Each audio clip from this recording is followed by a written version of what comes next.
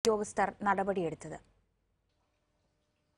വെള്ളത്തിൽ കുതിർത്തുവച്ച് ദിവസങ്ങൾ പഴക്കമുള്ള അരിയും ഉഴുന്നും മാവ് ഒട്ടിപ്പിടിച്ച് ഈച്ചയരിക്കുന്ന ഗ്രൈൻഡർ വെള്ളം കണ്ടിട്ട് മാസങ്ങളായി കാണണം. അഴുക്കുചാലിന് മുകളിൽ കണ്ടാലറയ്ക്കുന്ന പാത്രങ്ങളിൽ തുറന്നുവെച്ച മാവ്, തേങ്ങ ചിരവി അരച്ചുകൊടുക്കുന്ന യന്ത്രത്തിന്റെ അവസ്ഥ ഇതാ ഇങ്ങനെ. പൊടിയും മാറാലയും ചെളിയും കൂടെ മൂക്കുതുളഞ്ഞു കയറുന്ന ദുർഗന്ധവും. ഈസി കുക്ക് എന്ന പേരിൽ അരിമാവ് നിർമ്മിക്കുന്ന കേന്ദ്രത്തിൽ പരിശോധനയ്ക്കെത്തിയപ്പോൾ അധികൃതർ കണ്ട കാഴ്ച ഇതൊക്കെയാണ്.